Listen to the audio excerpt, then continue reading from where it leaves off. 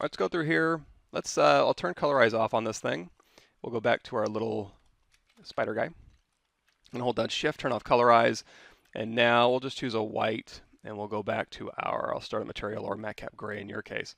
So we've got this here and we want to do a BPR render. And of course our floor is off, so we're not going to be able to catch that shadow, but let's go ahead and turn on that floor plane. And let's say we want to control a little bit more of the material settings. So we can go over here and we have material, start material. You can go down here to modifiers. This one's pretty simple. It's just S1. S2, S3, and S4 are shader things that stack on top of each other. So in here you can change like your depth A, your intensity of your A, and your A and your B is like, I believe, like if we go to matcap red wax, this has an A and a B in here. So you can go through here and you can change like the intensity of A and the intensity of B, and you can kind of mix between those two to get whatever look you're going for. Also the depth, and then we go more in depth in this on the video, by the way. So you can change these as much as you want. Now and you can also go through here and you can see how this has two little shader balls. If we say grab this one right here, you can put any texture in here and get any effect you want. If we put the eyeball in there, that's the effect we'll get. It's essentially using this texture as baked lighting. So feel free to like import your own texture, even from Photoshop. If you make a circle and paint it in, or you go and grab a render from another program and it's rendered on a sphere and you bring it in as a texture, you can use that and then it will light your object based on that shader ball that you import. Of course, you can paint that. You can use an image. You can even just use a regular old texture. It'll work, and you'll get some really cool effects. But if you want to control it, you can also make your own matte caps by going into the lighting menu, and there is a light cap, so you can create your own matte caps with diffuse and specular. Again, I'm not going to go into that just today, but there's a lot of really cool functionality in here I don't want you guys to miss out on.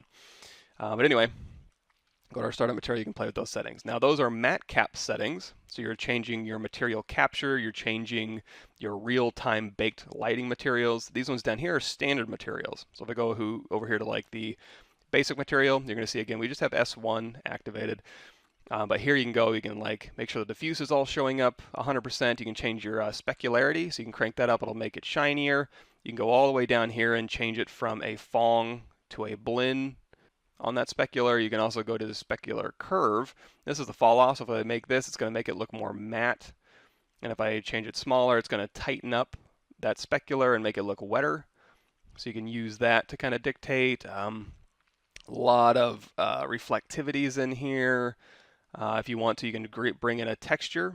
And we'll put in like this little cloud texture here. And I believe, again, it's been a while since I messed around with this stuff, but like reflectivity, if we start cranking that up, that'll start reflecting that texture we have loaded in here. So I can load in like that star texture, it'll start reflecting that star or that world, whatever texture you want it to reflect. You can go ahead and plop that in here and turn up your reflectivity. What else we got in here? High dynamic range you can change. You can put in colors in here for like if you put in a red into the diffuse and then you say go into the colorized diffuse, you can start piping in some of that red color into your diffuse. And if you want to stack these things like S1, 2, S3, S4, go in here and there's double, tri, and quad shader. So for example, if I go to quad shader, it has S1, S2, S3, and S4. These ones are turned off.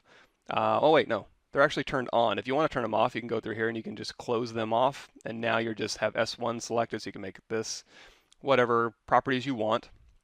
We'll turn that specular down and go to specular curve, and we'll make that a little flatter. So we'll say we want to stack these material settings with S2. So we'll go ahead and turn S2 on. And now we're essentially, if we scroll down here underneath the mixer, we're mixing S2 and S1 with replace. You can go through here and you can be like, I want to do a screen operation to mix those two, S1 and S2 together. And there's all sorts of things you can mix around in here and make it even cooler. And then any properties you have in S2, you can say, you know what, I want to put a texture in here. I want to crank up my reflectivity, and I also want to make this diffuse blue, and I want to go and colorize my diffuse 100%. So now if I turn off S2, you're going to see what that shader is doing. It's screening those properties on top of this S1, and you can go down here to the mixer and you can knock down the effect or change it from a screen to a difference and get you a different effect or an add. All those things are going to create a different effect. You make a shader that projects a sharp color from left to right so you can see a split line and undercut so you can use it for multiple undercut analysis. Maybe, yeah, that might be cool, like a little previs. I don't see why you couldn't do that. I don't know that I could demo it right now, but absolutely go through that matte cap maker and I bet you could set up a matte cap, maybe even just like a gradient. Let's switch this out. Let me see, material. So we swap this out. Let's get if we just did have a light to dark. I wonder, yeah, because you could set up like a black to a white and then play with that gradient. Yeah, I don't know that I have a real elegant answer for you right off the bat, but it seems like that would be a good thing. You could do that. I made one where I did the reflection channel on the map, but I can't rotate it since it doesn't rotate with the object. Yeah, so in here, if you make it a matte cap and you use this image to bake that lighting material into your object, you can go in here to, I think, orientation. Let's grab something obvious here. The droplet here, if you change orientation of A, you can go in here and rotate it. So if you have it set up, you will be able to rotate using the orientation to kind of rotate that texture through.